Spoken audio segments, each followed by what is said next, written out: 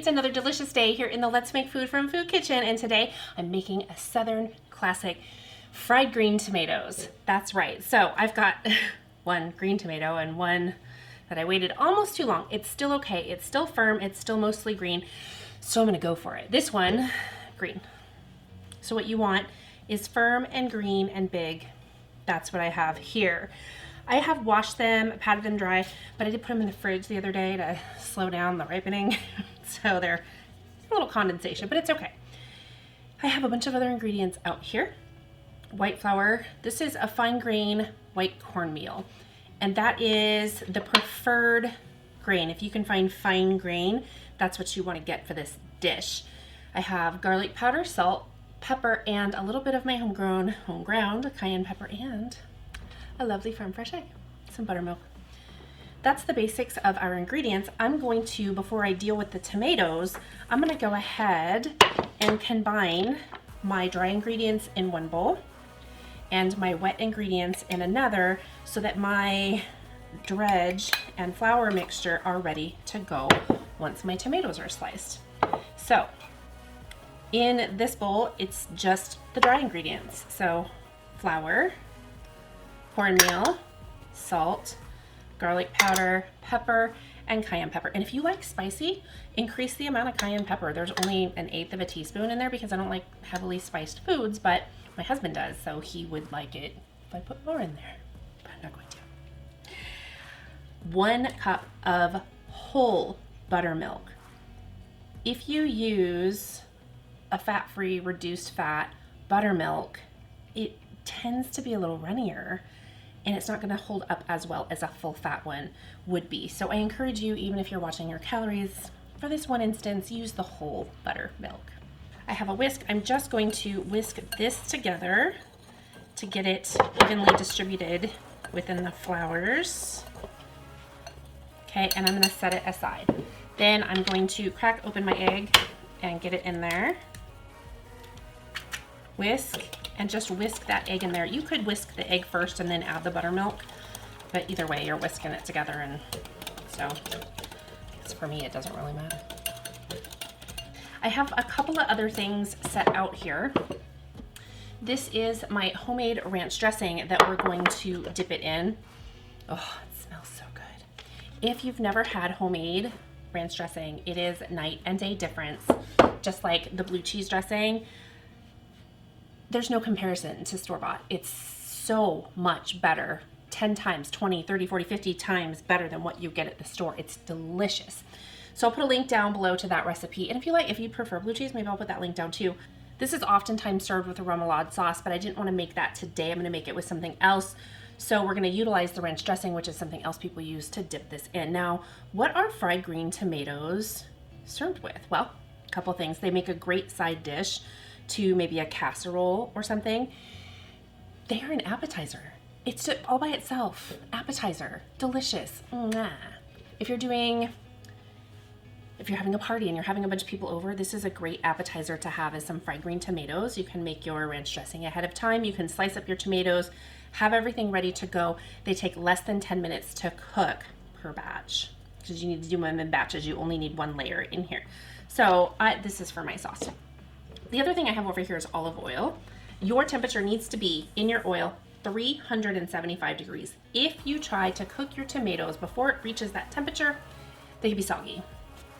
I'm gonna go ahead and, ooh, this knife. My friends, this knife.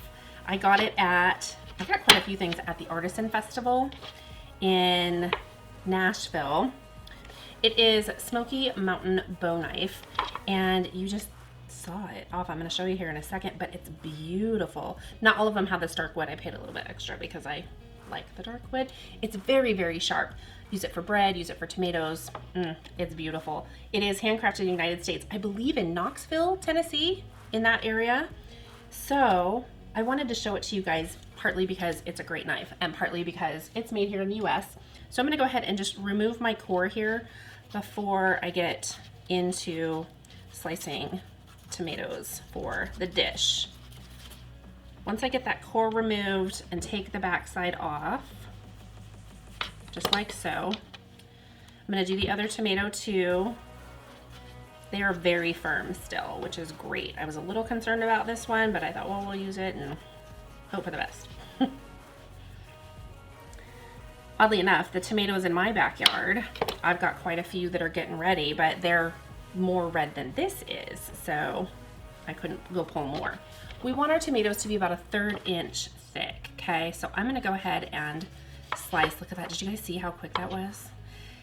The important thing here is to try and have consistency in your thickness, which that one's not going to be, so that they cook evenly. That's the main deal, is that they cook evenly. And also if they're too thick, then your outside will start to burn while the tomato won't be ready. So this thing just slices like a dream. And no, this is not sponsored. This is not a sponsored product, so just putting that out there. Not that I would be opposed to a sponsorship from anyone. Well, not from anyone. Food companies that have a lot of preservatives wouldn't exactly be a match for my channel, would it? But kitchen equipment, anything like that, I'm happy to take a look. Okay, so there's one tomato. This one I'm probably not going to use. It's really thin. I mean, if I do use it, I need to keep a close eye on my cook time. We're just going to slice up the other one. This just goes so quick. I love this knife.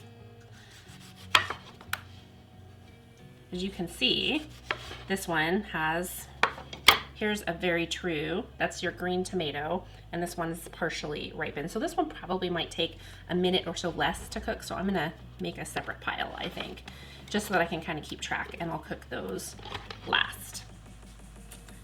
Okay, I also have behind me over here, I have a baking sheet with paper towels over it, and then a cooling rack, so that as I take these off the heat, some of that oil can drip off of it, because I don't like super oily, greasy food. So while they cool, some of the oil can be dripping off. Okay, my tomatoes are prepped. I'm gonna set this back here out of the way. I'm gonna turn this on. I'm using this instead of my cast iron because I can set it to 375 degrees. Now I'm going to verify that that's actually what the temperature is with my thermometer-y thingy. If you have a cast iron, I think that's what's traditionally used to make these, is the cast iron, because you can get that high heat, hold the temperature in that cast iron. I decided to go with this simply because I can monitor the heat temperature with that 375 dial. So I'm going to put some oil in here, and what you want, you don't want them floating necessarily. You want the bottom of the pan completely covered with oil. Okay, so that's probably enough right here to take care of business. I might top it off after a batch or so if enough of it absorbs into my tomatoes. So what I want to do is get rid of my whisk, and I'm going to take my first half of tomatoes and get them going in this buttermilk and egg mixture. Okay, and I'm just separating the tomatoes so that we get some in between each layer. And then when my oil is ready to go, I'm going to assembly line it, tomato, shake it off, excess, dip, make sure it's completely covered. I'm going to lightly tap it and then put it in my oil. Each side, 3 to 4 minutes. You want to keep moving them around so that they don't stick to the bottom of your cooking surface. So as soon as this is heated up, we'll be ready to start. Okay, my oil is up to temperature, so I am going to get to work on this. So remember, we're just going to get some of the dripping off, and then we're going to submerge it in our flour and buttermilk mixture. You can also do this in a paper bag if you'd rather shake it. So just gently tap off any excess, and in the oil it goes. Now, while I do this process, it's time for a truth bomb. Are you ready? We know fried green tomatoes most widely as a Southern classic, but it's not truly a Southern classic. Did you know that fried green tomatoes come from a Jewish heritage?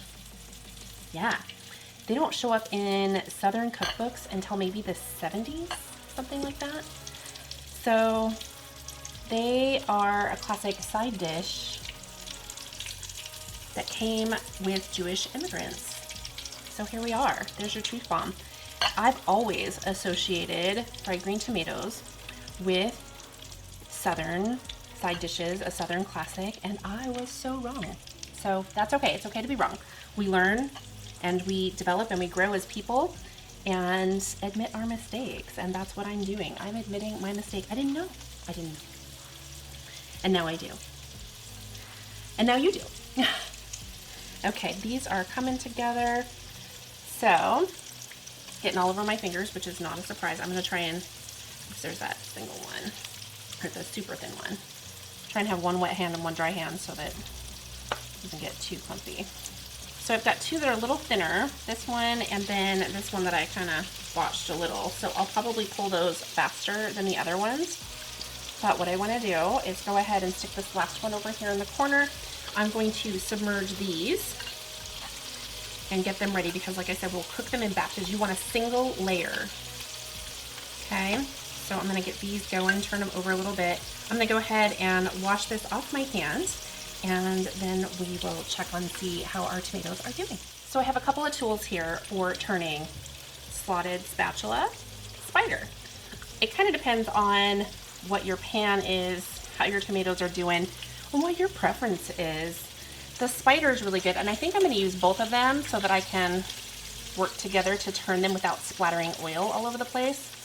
They still have a couple minutes, but I'm going to look and see if they're golden on that side yet. They are not, so I'm going to let it continue to cook.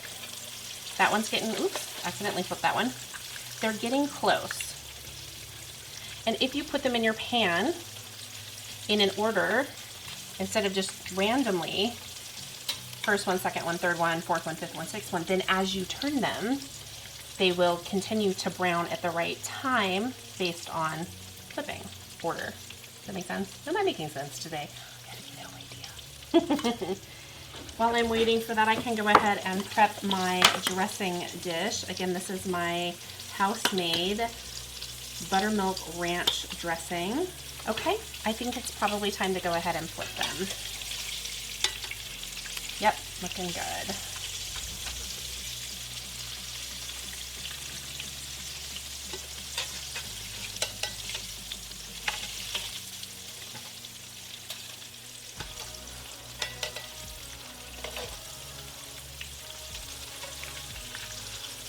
So that'll cook for another, I don't know, 3 to 4 minutes or so. Then we'll take them off and put them on our rack to drain. So I'm going to move this temporarily out of the way. I'm starting to pull these off as they are golden on both sides. So this one's ready to go. I just pull it right on off and slide it on there. If it's not golden, I'm not ready to pull it. And the whole thing doesn't have to be golden, but it should be pretty darn close. Some of these I'm turning to the side if I see a little pooling on top, just to kind of get some of that extra oil off. Now, once you've taken them out, you need to check your oil level and see if you need to top it off a little bit. And the other thing you need to do is allow it to come back up to temperature, because you've brought the temperature down a little bit while cooking these. So you need to check and make sure that your temperature is still appropriate, because we don't want soggy fried green tomatoes, because the title isn't soggy fried green tomatoes, it's fried green tomatoes. Okay, so I'm gonna go ahead and check really quick and see where we're at. So it's down about 75 degrees. So I'm gonna move this to the side. Okay, and I am going to prepare to do the next batch. And it shouldn't take long to bring it back up because there's nothing in there cooking right now. It's already up to 350, 360, 350. Depends on where you aim it. Okay, so we're close. It's not gonna take long, but you do want to ensure that it is back up to temperature before you start your next batch, because you could start out and go, oh, these are delicious. Wait, these are soggy. What happened? I would say mission accomplished. This looks delicious. It smells good in here. So I'm not gonna beat around the bush. I am just gonna take that part one. I am just going to butcher one of these. And so, I'm gonna try it without my sauce.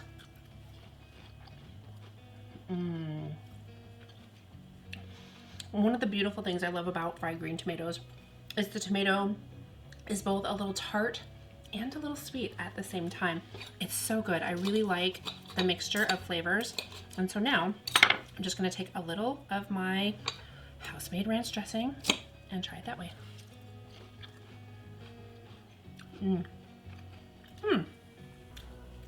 leveled up a little, leveled up a lot, leveled up either way. This is delicious.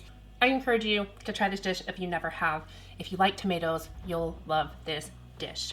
Thanks for joining me here today in another kitchen adventure. From my kitchen to yours, let's make food from food. That's one boy puppy.